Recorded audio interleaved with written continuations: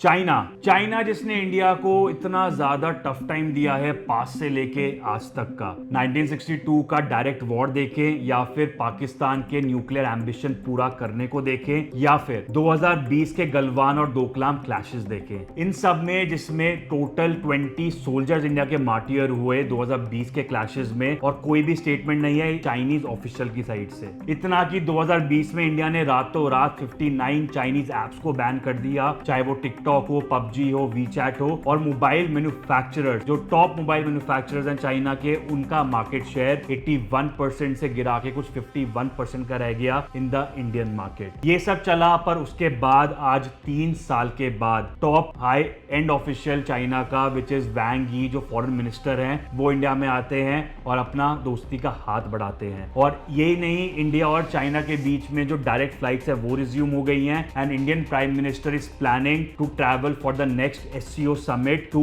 China. तो इतना बड़ा यू टर्न क्यों? आप कमेंट सेक्शन में मुझे बताओ कि आपको क्या लगता है कि क्या रीजन है इस वाले यू टर्न का, ताकि हम एक कॉन्वर्सेशन कर सके। क्या ये यू टर्न जो है एक स्ट्रैटेजिक मूव है इंडिया का या फिर कोई पॉलिटिकल कंपल्शन है? क्या इंडिया को इसके बाद बहुत संभल के रहना चाहिए या फिर एक ऐसी बड़ी अपॉर्चुनिटी है जो इंडिया ग्रैब कर सकती है? ये सब समझेंगे हम आज की वीडियो में। Henry Kissinger once said that there are no permanent enemies or friends in geopolitics but only permanent interest. Geopolitical एक इतना ज्यादा डाइवर्स सब्जेक्ट है कि अगर वो आपको समझ में आ जाए तो नो मैटर कौन सी न्यूज है ग्लोबल की, आपको बिल्कुल अच्छे से समझ आ जाएगी। चाहे वो आपको डायरेक्टली इंपैक्ट ना करे, बट इनडायरेक्ट इंपैक्ट उसका आप पे जरूर होगा। आज की वीडियो में हम सब चीजों की क्लैरिटी लेंगे। तो शुरू करते हैं कि ये दोस्ती का हाथ जो बढ़ाया है, जो ये लव अफेयर स्टार्ट हुआ है, इसका रीजन क्या है? दोस्तों, इसका रीजन है ट्रंप की एक बड़ी गलती। ट्रंप ने बोला कि मैं टैरिफ लगाऊंगा चाइना पे ताकि उनकी इकोनॉमी को वो रोक सके और उसको आइसोलेट कर सके, पर सब कुछ बहुत उल्टा पड़ गया। इससे पहले समझो और देखो कुछ नंबर्स। 2018 में चाइना और यूएस का जो टोटल ट्रेड है वो था कुछ $737 बिलियन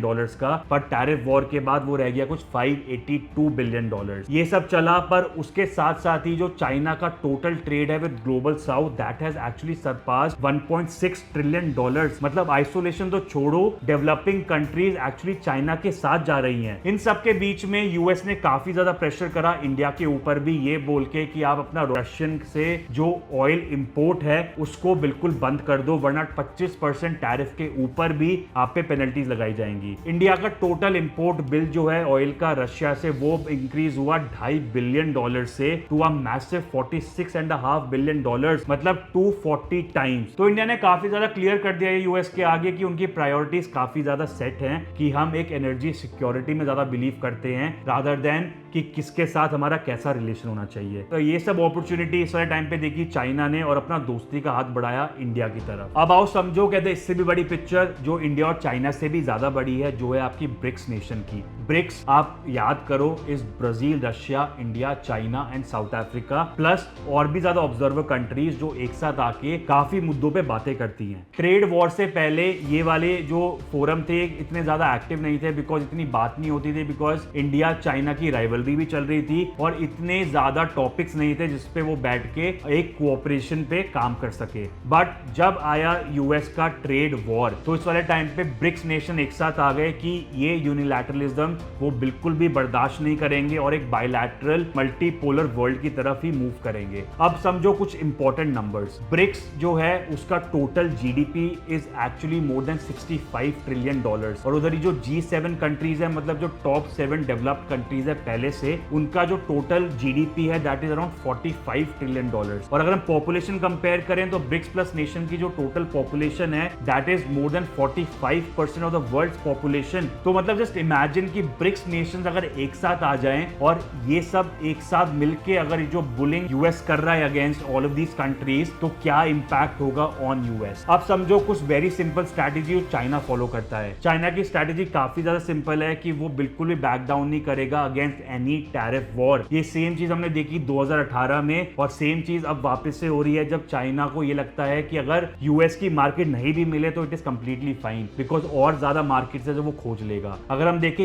ईवी सेक्टर में तो जो चाइना का टोटल पेनिट्रेशन है that has increase from 50% to 60% all over the world. BYD देखो, BYD ने टेस्ला को सरपास कर दिया इन टोटल डिलीवरीज। और ये सारी जो बड़ी ऑटोमोबाइल मैन्युफैक्चरिंग इनकी कंपनीज हैं, they are actually opening their factories in other countries. Like BYD ने अभी रिसेंटली हंगरी में और यहाँ तक कि ब्राजील में अपने फैक्ट्रीज खोली हैं, और ग्रेट वॉल मोटर्स ने थाईलैंड में। और इसके साथ साथ ही जो रेयर अर्थ मटेरियल्स हैं, रेयर अर्थ मटेरियल्स वो रॉ मटेरियल्स हैं जो कि एक्चुअली मैन्युफैक्चरिंग सेक्टर को फ्यूल करता है। मतलब इतने ज्यादा इंपॉर्टेंट है ये, चाहे वो ऑटोमोबाइल सेक्टर हो, चाहे कोई भी हाई एंड हैवी इंडस्ट्री के लिए चाहिए हो आपको, तो उसमें रेयर अर्थ मटेरियल का यूज होता है। तो ये मैक्सिमम जो है ये चाइना कंट्रोल कर रहा है। मतलब जस्ट इमेजिन कोबाल्ट और लिथियम जैसे इंपॉर्टेंट जो आपकी बैटरीज में यूज हो रहा है, सब कुछ अगर चाइना कंट्रोल कर रहा है तो उस वाले टाइम पे लॉसेस किसको झेलने पड़ेंगे? क्या वो चाइना होगा या फिर वो यूएस होगा? At the same time you know about belt and road initiative. ये एक मैसिव इंफ्रास्ट्रक्चर डेवलपमेंट है जो कि चाइना कर रहा है ऑल ओवर द वर्ल्ड। कुछ $1 ट्रिलियन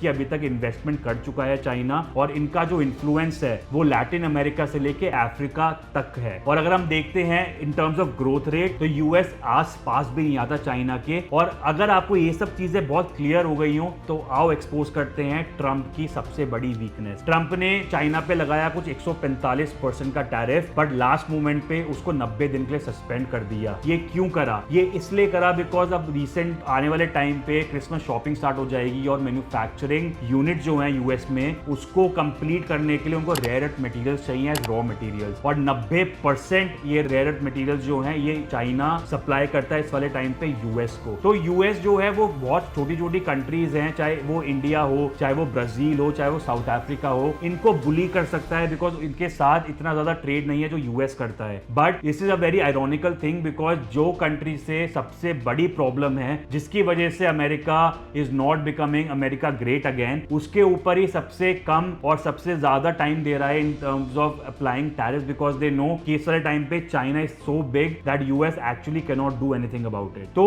ये सब जाना हो आपने, तो अब समझो कि डॉलर भी जो है, जो सबसे बड़ा वेपन है यूएस का, that is actually in a very danger zone. अगर हम देखें ब्रिक्स नेशन का, तो 2 सालों के अंदर 65% से ज्यादा ट्रेड जो है वो लोकल करेंसी में हो रहा है। इंडिया रशिया का जो टोटल ऑयल ट्रांजैक्शन है वो 100% रुपी और रूबल में हो रहा है। चाइना और ब्राजील की अलायंस काफी ज्यादा स्ट्रांग हो गई है, कुछ $181 बिलियन का ट्रेड पहुंच गया है बिटवीन इंडिया एंड ब्राजील। और इंडिया और ब्राजील अपना 30% ऑफ दिस ट्रांजैक्शन वो इस वाले टाइम पे युआन में सेटल कर रहे हैं, और सऊदी अरेबिया जैसी कंट्री अपना ऑयल युआन में बेच रही है। और अगर आप देखो ग्लोबल रिजर्व का जो परसेंटेज है वो डॉलर का गिर के 71% से रह गया 58% पे, और युआन का 3% से बढ़ गया है 12% पे। तो अगर एक्चुअली में डी डॉलराइजेशन हो जाता है और डॉलर से मूव अवे कर जाती हैं बाकी कंट्रीज, तो हो सकता है रातों रात ही यूएस की इकोनॉमी कोलैप्स कर जाए। अब आओ सबसे बड़े क्वेश्चन पे, जो है कि इंडिया को इन सब के बीच में करना क्या चाहिए। तो हमें ये वाली चीज पता है कि चाइना जो है उसका काफी नोटोरियस नेचर है, चाहे वो in terms of data theft, चाहे वो in terms of cyber crime, चाहे वो हो in terms of IP violation, चाहे वो बॉर्डर क्लैशेस, चाहे वो हो प्रॉक्सी वॉर। तो इंडिया को काफी ज्यादा संभल के रहना पड़ेगा बिकॉज हमें स्ट्रैटेजिकली मूव करना है। अभी रिसेंटली हमारे प्राइम मिनिस्टर ने बोला था कि इंडिया का नेचर ऐसा है कि वो एक फ्लोइंग वाटर का रुख बदल सकते हैं। हम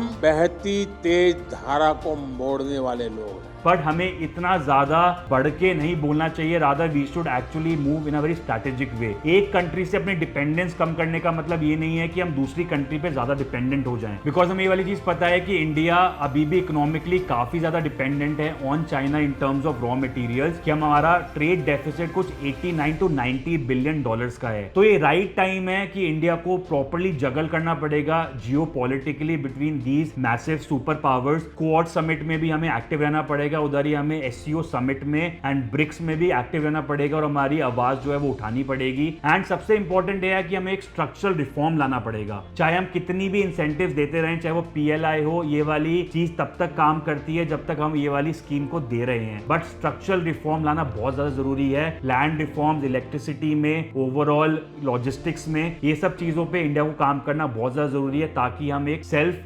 डिपेंडेंट कंट्री बन सके instead of depending from one country to another country. आपको क्या लगता है? आप कमेंट सेक्शन में ये चीज बताओ कि how should India actually move in this transitioning phase, कि इंडिया को क्या करना चाहिए। और अगर आपको वाली एनालिसिस पसंद आई हो तो लाइक, कमेंट और शेयर करना मत भूलना। और कमेंट सेक्शन में ये भी बताओ कि नेक्स्ट कौन सा टॉपिक है ऐसा जो कि आपको इंटरेस्टिंग लगता है और जिस पे आपको एनालिसिस चाहिए, एंड उस पे हम पूरी कोशिश करेंगे अपनी अगली वीडियो लेके आने की। Till then stay informed and thank you.